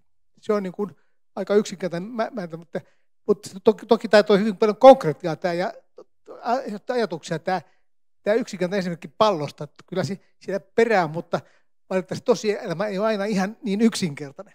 Mutta esitelmöitsijän kyllä toi esille sen muutamassa kommentissa, näinhän se on. Kiitos. Joo, kiitoksia. Tämä oli kysymys ja kiitos sitten, vai mitenkä se meni? Oliko sulla tähän? Joo, siis toi on niin kuin mun mielestä just tämä, mä mietin ihan samaa asiaa, että me katsottiin taas jalkapalloesimerkistä, niin niillähän on siellä maalivahdeilla juomapulloon teipattuna, että kuka vetäjä vetää mihinkin, juuri tästä niin kuin samasta asiasta. Ja se niin kuin mun mielestä nimenomaan paljastaa tavallaan sen, että nyt, eihän se niin kuin oikeasti voi toimia näin. Mutta sitten tietyllä tavalla, kun tämä on se yksi niin kuin still-kuva siitä asiasta, että jos pelaaja pystyy tuohon, niin sittenhän se periaatteessa pystyy sen haluamaansa paikkaan, mutta sittenhän toi malli rupeaa menemään liian monimutkaiseksi, että se ei niin kuin onnistu siitä asiasta. Mutta tämä on niin kuin just tavallaan kiinnostavaa just siitä, että no mitäs taitavaa siinä sitten loppujen lopuksi on, että se pallo menee sinne samaan paikkaan. Tämä onkin oikeastaan just se, että esteettisesti niin kuin ajateltuna taitoluistelijaan verrattuna, jos se hyppy menee aina täydellisesti samalla tavalla, niin sehän on täydellinen suoritus.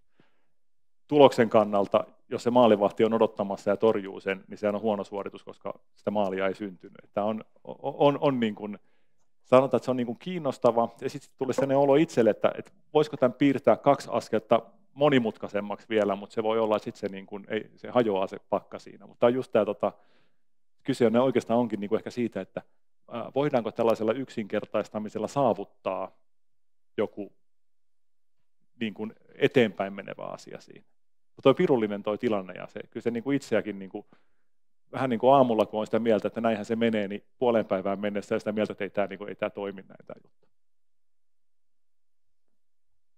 Joo, tuo kopiointitaito on ollut taiteessa aikanaan, kaavamaisena aikana, ja tärkeimpiä taitoja, mutta sitten toisissa taideteorioissa niin kun nimenomaan vähätellään kopiointia, että se pitäisi keksiä itse ja kaikki asiat. Mutta esimerkiksi arkkitehtuurissa, jos samaan paikkaan potkimista ajattelee, niin arkkitehdit hullulailla toistaa niin kuin sillä tavalla harjoituksissa itseä, että ne piirtää esimerkiksi samaa ikkunaa loputtomasti, joka vaikuttaa ihan järjettömältä. Mutta sitten se taito paljastuu siinä, että jos et sä sitä osaisi, niin sä et osaisi käyttää sitä sillä hetkellä, kun sun täytyy piirtää se ikkuna.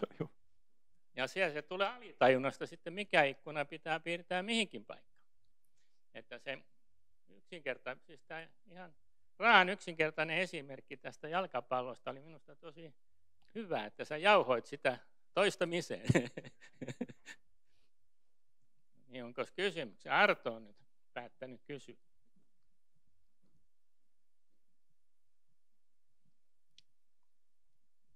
Selvä, kiitos. Tuo esitys oli ihan hauska ja tuo jalkapalloesimerkki oli itse asiassa senkin takia hirveän kiva, koska mikäli mä oikein tajusin koko esimerkin perusidean, niin siinähän on se, että siinähän se perusidea on se, että sen pelaajan tai potkaisijan taituruus on saada se sellaiseen kohtaan, että se on maalin sisällä, mutta maalivahdin käden ulkopuolella.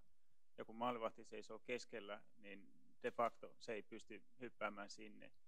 Ja nythän kysytään, onko se kontekstuaalinen vai ei, niin sittenhän se, niin kuin tässä on tullut jo esimerkkejä, mutta toisaalta jos katsotaan vielä yksinkertaista esimerkkiä, niin jos verrataan nyt vaikka pituushyppyyn, niin siinä on lankku paikallaan, niin yllättävän vaikea on hypätä sille, että jokainen hyppy on 2 senttiä lankureunasta, vaan se heiluu. Niin tässähän tulee se, että se mekaaninen potku ei ole niin helppoa, kun pelaajat heittää sen pallon siihen maahan ja sitten ottaa muutaman askeleen, koskaan ei mittaa sitä sentilleen ja sitten juoksee ja potkaisee. Eli se on äärimmäisen vaativa ja voi sanoa lainausmerkeissä kontekstuaalinen. Mutta toi aika hyvin sen esille, että se on tiettyrajasti tämmöiset perustekniikat on kerrottavissa aika simppelin esimerkein ja sitten tajuta, että okei, tosiasiassa se on vaativampi. Ja niin kuin sä vastasit tuossa äsken siihen neuvottelutaitoon, niin kysymys on varmasti sen neuvottelutilanteen strukturoinnista, katsoa, että mikä on de facto ongelma, miten se on historiallisesti juonteet sillä, ja sitten tavallaan nähdä vähän tavoitteista ja sitten purkaa se keskusteluksi. Eli niin kuin sä vastasit, että periaatteessa hyvin analoginen, mutta kompleksisempi tilanne. Ja tässä mielessä, mikäli mä oikein olen ymmärtänyt, onko näin, että raaka tekniikka on simppeli ja kontekstiriippumaton, mutta tosiasiassa me joudutaan aina käytännön armoille. Joo, kiitos. No niin, tässä kollegat voivat nyt sitten käydä pientä dialogia välillä tässä keskenään. Onko sulla siellä mikrofoni? Joo, tämä oikeastaan just tulee se, että niin kun,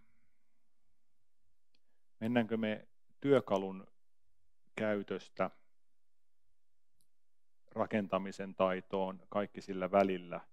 Ja tietyllä tavalla yksinkertaiset, siis vaikka sotilaallinen suunnitteluprosessi on sinällään niin kuin tekemisen kannalta yksinkertainen, mutta jos me keskitytään vaan siihen tekemiseen sen suhteen, niin mehän ei ikinä tavoiteta tavallaan sitä, että mikä se niin kuin ongelma, miltä se näyttää, mikä se ongelma on.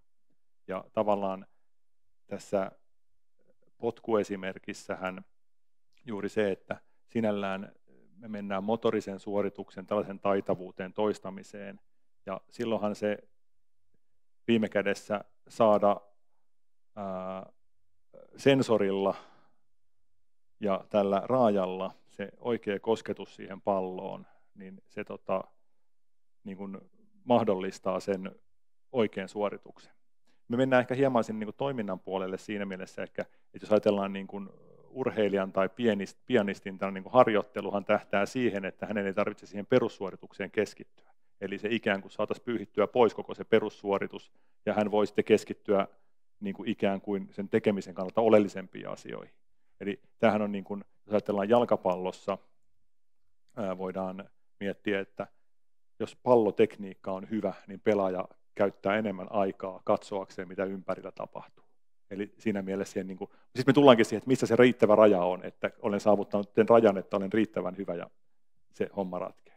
Mä mietin se taas sitten tällaisen niin kuin ehkä sotataidollisen näkökulman suunnalta, niin mehän mennään niin kuin siihen suunnitteluprosessiin ja tällaiseen niin kuin enemmän design-tyyppiseen ajatteluun, niin silloinhan niin kuin mitä enemmän me keskitytään siihen suunnitteluprosessiin ja sen niin kuin prosessityön tekemiseen, niin sitä vähemmän me keskitytään siihen varsinaiseen ongelmaan, miten se ilmenee ja minkälaisia niin kuin vaihtoehtoja meillä on ratkaista sitä ongelmaa siinä. Että kyllä siinä niin kuin tavallaan on silloin se, että niin kuin oli se mikä tahansa taitavuuden laji, niin se pitää sen niin kuin yksinkertaisen teknisen suorittamisen taso olla niin hyvä, eli siis se ikkuna pitää tulla joka tilanteessa siihen paperille, koska jos se ei tule, niin se fokus menee siihen väärään asiaan, kun pitäisi ratkaista isoa ongelmaa.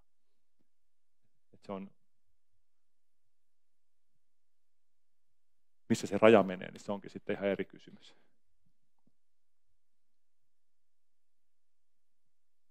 Ikkunasta tuli vielä mieleen tämmöinen välijuttu, että opiskeluaikana onnistuin vaistollani menemään Timo ja Tuomo suomalaisen arkkitehtuuritoimiston ovesta sisään ihan tuossa vaan rohkeuttani. Ja siellä syntyi sitten arkkitehtuurikeskustelu, nehän on tuon Temppeliaukion kirkon suunnittelija. Siinä oli avustaja sitten tuli mun luokse sinne ja sanoi jo, että tuossa oli hauska episodi äsken, kun meidän kesäharjoittelija kysyi sitten pomoilta, että minkälaisen ikkunan mun pitää tähän oikein tehdä, niin se pomo sanoi sitten, että yhdestä suusta ne pomot sanoi, että no jos sä haluat tehdä vertikaalista, niin sä teet vertikaalista, ja jos sä haluat tehdä horisontaalista, sä teet horisontaalista, ja jos sä haluat tehdä jotain aivan muuta, niin sä teet sitten itse aivan jotain muuta. Se kertoo aika paljon tästä niin kuin asenteiden suhteesta tähän toimintaan. Oliko sulla puheenvuoro? Sallimme nyt vähän myöhässä. No niin, ennen kuin menen itse omaan asiaan, mutta tuossa hänen kertomanaan tämä, että onko se vertikaalinen vai horisontaalinen. Minä toimin 7 vuotta reikäkauppiaana, eli kehittelin ikkunoiden markkinointikuvioita. Mutta siitä tuli mieleeni eräs tunnettu arkkitehti myöskin, joka on tuon Pressan Mäntyniemen aikanaan piirtänyt. Kun mä sain eka kerran sen Mäntyniemen kuvat pöydälle, niin piti miettiä, että hetkinen, lähdetäänkö mä tähän tarjoamaan jotain vai eikö. Se fiilis oli siinä vähän semmoinen, että tässä nyt on tavoitteena sen, että tässä pitää saada lasi niin kuin pysymään paikallaan ilman karmeja. Että se oli semmoinen hässäkkä, mikä tuli meidän pöydälle. Mutta palatakseni tuohon urheiluun, niin mulla itselläni on omien lasteni kautta niin kuin päässyt tutustumaan sekä jalkapalloon että lähinnä pojan kautta, ja sitten tytöt tuli mukaan, niin oli koripallo, mutta kaikki pelasi jossain vaiheessa koripalloa. Ja tämä harjoittelu on mun mielestä molemmissa on, että mitä harjoitellaan, ne on erilaisia tietenkin, mutta se, että just sen perustaidon niin kuin hankkiminen siinä, että Toistoja, toistoja, toistoja. Ja se tahtoo olla monella nuorella niin kuin tämmöinen vaikea pala kesäajaksi. Kun se huomasi, että ne, jotka harjoitteli jonkun verran kesällä, niin niillä oli syksyllä hyvä lähtökohta niin kuin niiden taitojen puolesta. Mutta sitten tämä kysymys, että miten se muutetaan se kesällä hankittu taito sitten syksyllä semmoiseksi pelitaidoksi, että sitä voi hyödyntää niitä joko potkaisu- tai heittohommia. Ja tästä heittohommastahan koripallossa varsinkin on tämmöinen, kun mennään tuonne 3 pisteen heittorajalle. Siitä on aina tämmöisiä trillejä, joissa joku on sillä kori alla ja heitetään pallo takaisin sinne 3 pisteen rajalle. Ja sitten siitä pitää niin kuin laukasta heti se heitto. Mutta sitten tämä harhauttaminen, että jos niin kuin, vähän niin kuin, miten mä sanoisin, huojutetaan sen pelaajan niin kuin itsetuntoa ja semmoista varmuutta, niin koripallossa on semmoinen jännä kuvio, että aika moni, varsinkin nuori pelaaja, niin kun se saa pallon käteensä, niin on sellaisia tyyppejä, jotka tekee ensimmäisenä sen, että ne pudottaa sen pallon, eli pitää 1 pomppu aina saada. Mutta siinähän menetään pirusti aikaa. Että semmoinen, joka on hankkinut varmuuden, että kun se saa niin pallon käteensä, nehän tekee hyppyä välittömästi siitä. Ja en nyt muistaakseni, olin joukkueenjohtajana pojan futisjoukkueessa, mutta en kaikkea ole jaksanut kelata sillä tavalla, että mitä kaikkea siellä tapahtuu. Hänestä yritettiin tehdä maalivahtia. Tai jos hän olisi jatkanut pidempään, niin hän saattaisi olla. Mutta tämmöiset urheilut jäi sillä tavalla niin kuin taakse, että väsähti kerta kaikkiaan. Sitten yksi syksy piti lähteä Vaasan kauppakorkeeseen opiskelemaan ja sitten teki muuttokuorman ja siellä oli Vaasan Vasaman valmentaja oli vastaanottamassa ja nyt näytetään kaikki paikat täältä Vaasasta ja niin edelleen. Ja sitten kun hän maanantai ilmoittivat, että meillä on harkat sitten maanantaina ja kun meni hallille, niin siinä sunnuntain vaasalaisessa vai pohjalaisessa oli juttu, että Vaasa on nyt saamassa 2000 mestaruussarjatason pelaajaa, toinen tyttöihin, toinen poikiin. Ja sitä kautta niin kuin Vasaman hommat vahvistuu. Mutta tämä mun lähellä ollut henkilö niin oli lukenut sen ja teki sillä hetkellä päätöksiä, että no niin, nyt hän sitoo noi kengännauhat kiinni ja menee sinne hallille, niin tarjoaa valmentajalle, että tässä olisi nyt nämä mun saappaat. Minä menen nyt Vaasan ylioppilasteatteriin.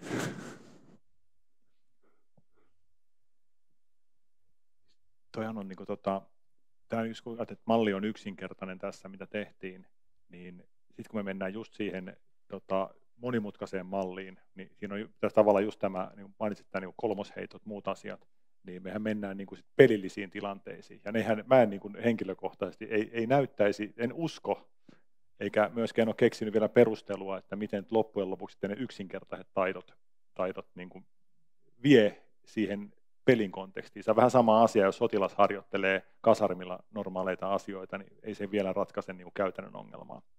Ja sitten tässä tulee tämä motivaatio, mikä me menee ehkä sitten sinne toiminnan filosofian puolelle, tämä motivaation ylläpitäminen kaikessa niin kuin tekemisessä, harjoittelussa, niin kyllä se niin kuin viime kädessä tekee sen, että taitavuudessa mä uskon, että jos olet äärettömän kiinnostunut siitä suunnittelusta tai neuvottelusta tai jalkapallosta, niin se ei muuten sit ilman sitä kiinnostusta, se ei onnistu se asia. Tämä on niin kuin se jännä asia, koska siinä vaiheessa tulee se, että jos teatteri vie mukanaan, niin sehän kertoo vain siitä, että tietynlainen esilläolo, luovuus ja halu tehdä asioita on siellä, mutta miten se tulee ulos, niin se onkin sitten niin eri juttu. Tämä on muuten, jos ajatellaan niin nuorison urheilua nykypäivänä, niin motivaation ylläpitäminen ja se niin kuin halu ja ilo tehdä asioita on niin kuin kansantaloudellisesti yksi suurimpia riskejä, mitä meillä varmaan tällä hetkellä on, koska ne tuntimäärät on aika heikkoja. Et sen takia pitää kannustaa nuorisoa tekemään ei välttämättä jalkapalloa tai yleisurheilua, vaan tekemään aktiivisesti asioita, koska vaikuttaisi myös siltä, että esillä oleminen, tekeminen myös kehittää aika paljon sitä omaa ajattelua, kun joutuu niin kuin sinne paineen alle ja toimimaan. Joo, kiitos kysymyksestä ja vastauksesta. Nehän siinä soljuivat toistensa lomaan. Tuo motivaatiopuoli on tietysti hyvin tärkeä. Se Juhani Pietarinen, vai mitenkä se nimi menekään, niin on tätä Hintikan koulukuntaa aika pitkälle, niin hän aikanaan puhui arkkitehdeille siitä, että siinä on tämmöinen laskelmoiva puoli vähän niin kuin siinä motivaatiossa, että sitä määrää onnistumistodennäköisyys tai se tieto, että uskomme, että se onnistuu, muuten ei kannata yrittääkään. Ja sitten siinä on tämmöinen arvo- ja tunnepuoli, että niiden päämäärien, mitä siinä nyt sitten toteutetaan, pitää olla niin kuin korkeammallakin tasolla arvokkaita, eli sen toimijan pitää niitä jotenkin poikkeuksellisen tärkeinä sitten. Ja hänellä oli sitten tämmöinen melko matemaattinen kaavamuodostus siinä sitten, että motivaatio syntyy näiden toivottavasti mitattavien asioiden tulona sitten. Onko sä tätä joskus törmännyt tähän Pietarisen teoriaan? En muista törmänneeni. Muistan tavallaan törmänneeni näihin asioihin, missä niin sitä motivaatio on nyt tavallaan palastella, mutta en ihan suoraan muista näitä. Mutta tuossa armeijapuolella ja varmaan arkkitehtuurissa kaikessa yleensä sitten kuitenkin niin se motivaatio on melkoisen tärkeä ja nythän me tietysti tässä sotapuolesta niin ollaan saatu siitä kuulla melkein päivittäin, että kuinka tärkeää se on. Ja tuossa tuli tuosta Reima Pietilän ikkunapuolesta niin vielä kommentti mieleen, että kun joskus kävelin hänen kanssaan arkkitehtiosaston portaita alas, niin hän sitten alkoi selittämään innoissa, että joku sitä Mäntyniemeä tehtiin, niin häntä kiinnosti parametrisuus, että siinä talossa on vain yksi leikkaus ja yksi ikkuna ja kaikki muut, niin kuin vaikka kuinka monet leikkaukset ja ikkunat on sen saman perustyypin parametrisoituja muunnoksia. Ja se oli minusta aika avartavaa. Suomessahan on tämmöinen elastinen standardisointi aikana ollut rakennustietosäätiössä semmoinen, mikä on suomalainen yksi glue, että kaikki tämä tekeminen on tavallaan jostakin vakioperiaatteesta lähtien muunneltua. Joo. Onko kysymyksiä? Jaha. Joo, yksi toteamus vaan, että Kari mainitsi tuossa tämän neuvottelutaidon. Ja mun mielestä siinä aika oleellista on tämä niin taito käyttää tietoa. Sitten yksi kysymys vaan, miten intuitio liittyy tähän kaikkeen? Onko sulla mikään sanomista siitä? Mun intuitio. Kysymys. Joo. Siellähän oli jotain pikkuvihjettä siihen suuntaan, että tämä on vähän niin kuin mystisiä taitoja, mutta antaapas tulla nyt vastaus. Niin, mulle niin kuin intuitio ei ole millään tavalla ihmeellinen asia, vaan se on se mun työkalupakki, mistä mä osaan näitä perussuorituksia tehdä, kun mä oon niitä harjoitellut. Mulla niin kuin rajoittuu oikeastaan se siihen. Sehän menee sitten taas sinne niin kuin jollain tavalla, niin kuin intuitiota käytetään mun mielestä jossain yhteyksissä niin kuin myös hyvin tällaisena, niin kuin, että asia, mitä en pysty selittämään, selitän sen intuitiolla. Mutta sitten taas, jos tiedän tarpeeksi asiasta, niin pystyn selittämään sen vaikka omalla historialla ja tiedolla ja taidolla. Mä näen sen niin kuin tosi yksinkertaisena, näin sen asian.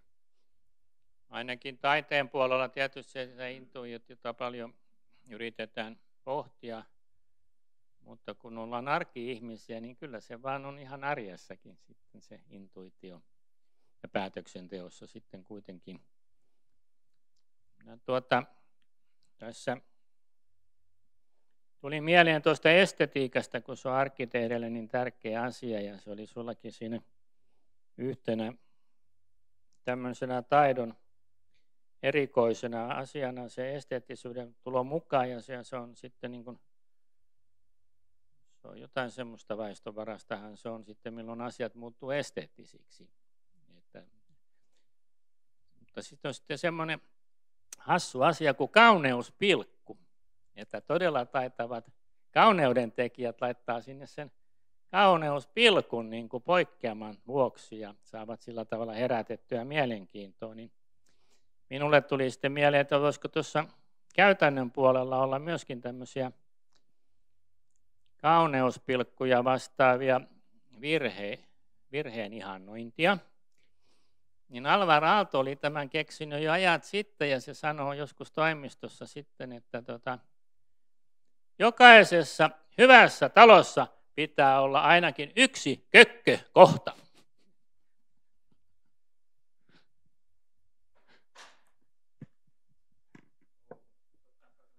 Toihan on tavallaan, ikään kuin mehän puhutaan aina, että kun on sinkkiämpäri väärässä paikassa, niin toimintaa tarkastava voi potkia sinkkiämpäriä ja kiroilla vähän aikaa, että minkä takia tämäkin ämpäri oli tässä, ja sen jälkeen kaikki muu on hyvin.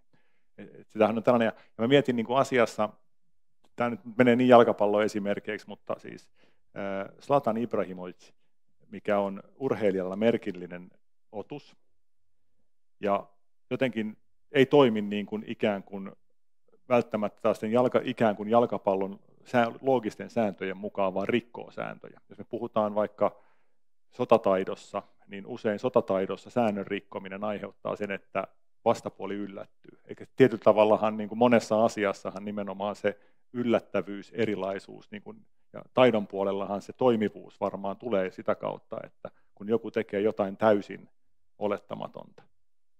Jos koittaisikin vetää sen rangaistuspotkun maata pitkin keskelle niin kovaa kuin pystyy, niin aika suurella todennäköisyydellä se maalivahti lähtisi aavistaa johonkin reunaan. Ja konseptit sekaisin.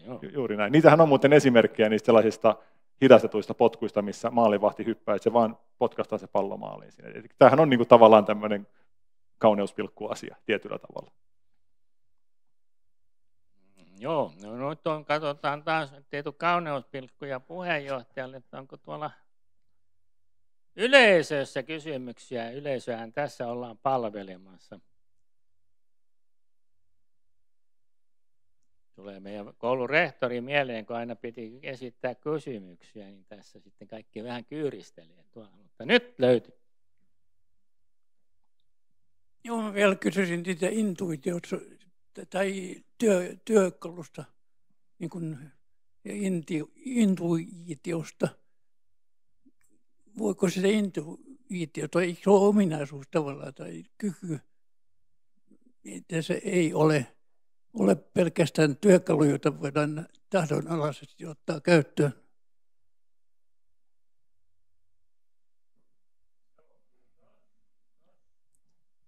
Se on tosi vaikea aihe. Se menee kyllä mun tästä asiasta niin kuin aika pitkälle. Mä jonkun verran silloin, kun mä tein sitä diplomityötä, niin 2015-16, niin mä ikään kuin tiedon muotona myös vähän käsittelin sitä intuitioa. Ja sanotaan, että jos niin kuin ajatellaan tällainen niin kuin, tämä ihmisen päätöksentekoprosessit nopeana tällaisena niin kuin, ilman analyysiä tehtynä ja hitaana analyysin kautta tehtynä, niin jotenkin se vaikuttaa mun mielestä niin kuin siltä, että se intuitio on ikään kuin meidän olemassa olevaa tietoa ja taitoa, mitä me käytämme ilman sitä sen hetkistä tietoisuutta.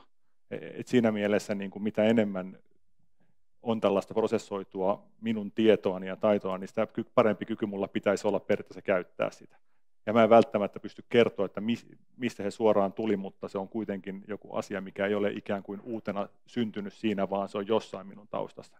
Ja tämä on niin kuin se, mihin mä siinä niin kuin pääsin siinä asiassa. Ja se on niin kuin vaikea, että mä puhuin siitä työkaluna, mutta en mä oikein välttämättä osaa sitä niin kuin yksin muotoillakaan, että mikä se on. Mutta mun mielestä se toiminnallisuus vaikuttaisi olevan se, että se ei niin kuin, intuitio ei ole uutta, se ei ole sellaista niin kuin ulkopuolista, vaan se on jossain, että se on jo minulla, se on sitä niin kuin maker's knowledgein ilmentymää tilanteessa, missä se materiaali käyttäytyy sorvissa oudosti, mutta kuitenkin se taitava osaa sen korjata.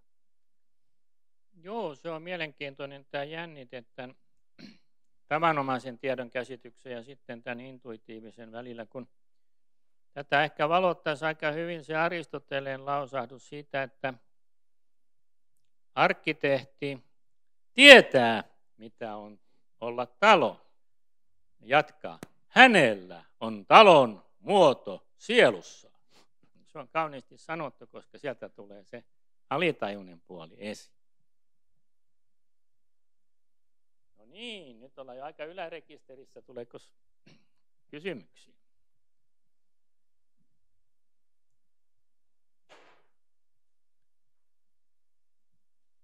Ja on tässä näitä prepaannut, että alkakaa kysyä vaan, jos siellä niitä löytyy. Minulla tässä on joitakin. Teen aina, kun oli paljon tätä aikaa, niin täytyy vaan tarkkana tuon kellon kanssa olla. Niin puhuit siitä asuttavuudesta, että miten sitä taloa lämmitettiin. Niin tämmöinen pienenä tietoiskuna voisi mainita, että tämän termin asuttavuus toi suomen kieleen professori Esko Suhonen, asuntosuunnittelun professori, ja teki tutkimuksen asuttavuus 1, mutta 2 ei koskaan ilmestynyt. Ja sitten se sai meidät kuitenkin kunnioittamaan tätä opettajaa, sitten kumppanini Niukkanen ja minä tehtiin semmoinen laatututkimus sitten, missä oli asuttavuuden yleistys oli käytettävyys. Sitten oli koettavuus liittyi tähän estetiikkaan.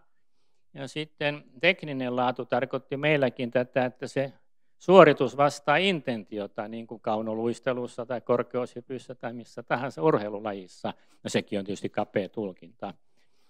Niin tämä oli sitten aika hauskaa, kun mentiin Finlandia-talolla johonkin suureen juhlaan. Niin teknisen korkeakoulun rehtori Hymppä sitten piti puheenvuoroja ja sanoi, että meidän korkeakoulussa on täällä Suomessa tehty merkittävä käsitteellinen keksintö, että arkkitehdit Niukkanen ja Oksala ovat ottaneet käyttöön termin käytettävyys. Ja kaikki sitten vähän hiljaa ja katseli kateellisena, mutta lopulta taputtivat kyllä sitten. Että se oli mun elämäni kohokohtia.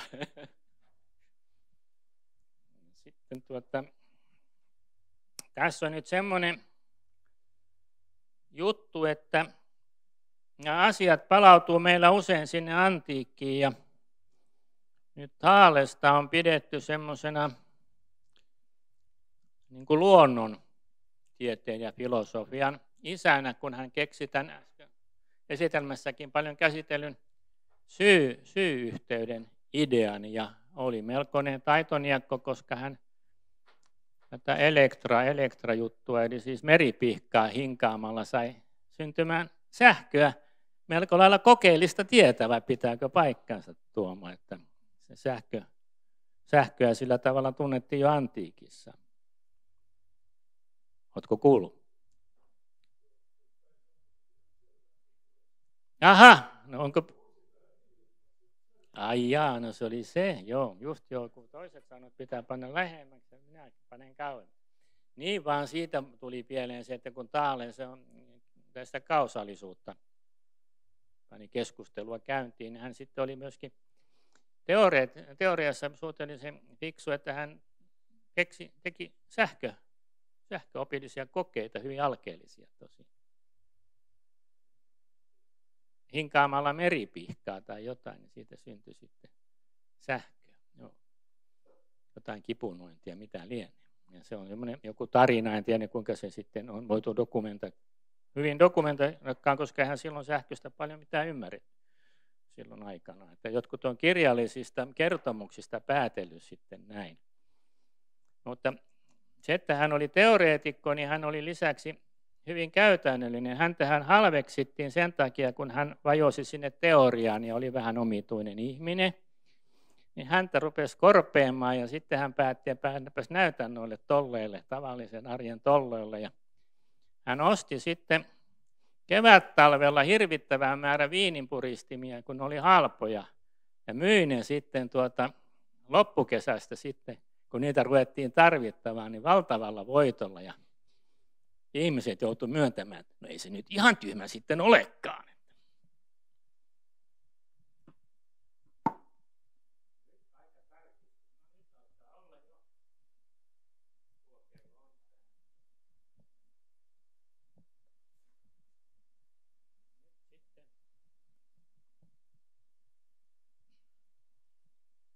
Olisi se viimeisen kysymyksen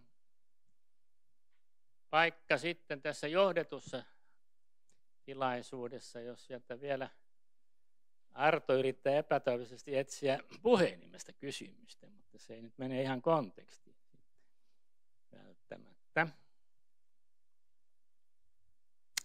No niin, Esa on yleensä esittänyt monta kysymystä, mutta nyt Kari esittää toisen kysymyksen, onko näin? Tiedän, onko tämä mikään kysymys, mutta niin tuli mieleen tästä esteettisyydestä, että taitoluisuus on virheetön suoritus. On niin kuin, mutta jos niin kuin, ajatellaan pianistia, jonkun instrumentin soittajaa, niin se vaatii harjoitusta aika paljon, että osaa soittaa niin kuin oikein, tai osaa soittaa. Mutta se on niin kuin, se on edellytys sitten sille, että soittaja pystyy maalailemaan, tulkitsemaan hyvin erilaisilla tavoilla ja luomaan niin kuin todella elämyksiä, esteettisiä elämyksiä. Että tämä tavallaan niin kuin se harjoittelulla aikaan saatu kyky mahdollistaa sitten, voisi sanoa, niin kuin paljon suuremman kyvyn, semmoisen elämysten tuottajakyvyn. Ja se on varmaan just se, että joo, aivan samaa mieltä, koska tässä mennään just siihen, että kun on riittävän taitava, ei tarvitse piitata enää ikään kuin sen taidon säännöistä, vaan voi ruveta laatimaan sitä niin kuin uutta. Sitten tulee se hetki, jolloin tekee jotain sellaista, että eihän noin ole tehty aikaisemmin, että tämähän on mahtavaa tämän tyyppisesti. Mä luulen, että se niin kuin aika monessa siis taiteen taidon alalla niin ihan varmasti tapahtuu jatkuvasti näin, että ne tulee ikään kuin luodaan uusia sääntöjä. Ja se edellyttää sitten sen niin kuin todella vahvan pohjan, että se on niin kuin toimivaa ja luonnollista. Ja siinä vaiheessa varmaan puhutaan, että on todellinen taituri, kun pystyy tähän. Et siihen mennessä on vaan niin kuin eritasoinen harjoittelija. Niinhän se taitaa tieteessäkin mennä, että johonkin asti mennään ohjatusti eteenpäin, ja jos rahkeet riittää, niin sitten voi ruveta ajattelemaankin. Ainakin tälleen se itsestä tuntuu, kun ollaan harjoitteluvaiheessa vielä. Joo, sitä taiteen puolella on tämmöinen virtuooso-käsite tuolla Etelä-Euroopassa. Ja sitten tämä oli hyvä kysymys. Se tietysti liittyy improvisointiin ja se jatsikin tulee tietysti mieleen ennemmin kuin vanhat taiteet. Mutta kyllähän kaikki taiteilijat ja luennoitsijatkin yleensä improvisoivat. Ja on niin kuin taito ja sitten on improvisoinnin taito. Ne on niin kuin eri kertaluokkaa. Joskus on tähän törmännyt sitten, kun Niiniluoto, jossa täällä aika monasti on mainittu, niin kirjoitti siitä komposition taidosta niin isänsä maisterityön pohjalta. Ja sitten Edgar Allan Poe kuulemma sitten oli tämmöinen niin kuin härkäpäinen, että hänen piti tietää jo etukäteen ihan tarkalleen se juttu, että kun hän rupesi kirjoittamaan, niin hänellä oli loppuratkaisu mielessä. Ja sitten on aivan toisenlaisia taiteilijoita, niin minulla tulee tässä nyt välttämättä, minä liikaa ehkä siitä Aallosta aina puhun, mutta olin kerran hänen huvilallaan sitten ihan lapsosena ja jäätiin siinä kaksistaan vähän niin kuin yksin, muut lähti johonkin muualle ja mä mietin, että mitäs mä nyt osaisin kysyä ja mä kysyin sitten, että mitenkäs se kyllä kai sitä silloin sinuteltiin, vaikka se on harvinaista. Niin, että mitenkäs, saisiko semmoista kysyä vähän, tuli mieleen, että haluaisin kuulla, että mikä sinusta on parasta työssäsi, että kun työskentelit, niin mikä siinä on parasta arkkitehdin työssä? Ja Aalto sitten hyppäsi vähän noin ja innostui oikein puhumaan. Juu, kyllä hän sen tietää, että parasta on se, että kun aloitan työni, niin en koskaan tiedä, mihin se päättyy. Eli siis aivan päinvastainen käsitys kuin Edgar Allan Poella. Ja siinähän se on aika lailla lähellä sitä improvisointiakin. Ja sitten hän vielä jatkoi sitten vähän koketeerattaksi, että eikös kuulostanut hyvältä, mutta ei tämä ihan ollut mikään minun oma ajatus. Että tämä minä kuulin, kun kävin Pariisissa, niin kuulin tämän näiltä kubisteilta, että niitähän oli Picasso ja Gris ja mikä se Braque, niin. Että kuulin tämän Braquelta, että hän oli näistä minun paras ystäväni näistä kubisteista. Niin se oli minusta aika huvittavaa sitten, kun mä olin ihan kakara ja sitten vasta paljon myöhemmin, niin mulle selvisi, että tämä on yksi taideteorian tämmöinen keskeinen kysymys, että kummipas haluat. Että tiesitkö sinä tarkkaan, mitä sinä täällä tulet sanomaan? Joo. Näinhän se varmaan menee, ja kun tuohon viittasi aikaisemminkin, että ainakin itsekin yllätyin siihen, mihin päädyin siinä, että voiko se oikeasti olla näin se asia. Kyllä niin, se oli hyvä pointti, joo, ihan clue-juttuja tässä työssä, ja varmaan monet tiedemiehet ja taiteilijat tästä on sitten puhunut, että sehän on palkitsevaa juuri kun se ei oikein tiennyt itsekään, mutta niin se sitten, se on keksintö, löytö, joo. Intikkahan puhuu aina etsimisestä ja löytämisestä. Mutta ehkä näihin yleviin sitaatteihin on hyvä pikkuhiljaa lopettaa, kun meillä on nyt vielä minuutti aikaa. Haluaisitko sanoa vielä jotain tähän lopuksi? Me kiitämme sinua. Onko meillä nyt mitään siellä? Annapa sitten, joo, kättä pitempään.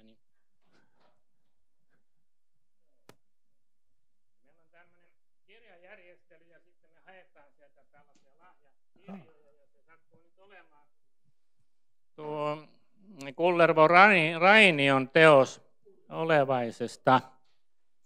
Että kiitoksia ja aplodeja. No. Suurkiitos teille. Tämä on aina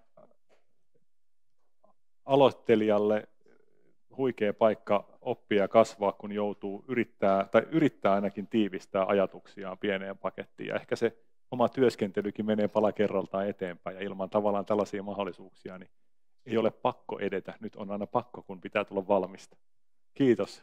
Joo, oikein mukava tilaisuus tässä meidän tilaisuuksien ketjussa, ja en malta olla sanomatta, että ei tämä ollut yhtään hullumpi talokaan tämä, missä tämä tilaisuus järjestetään.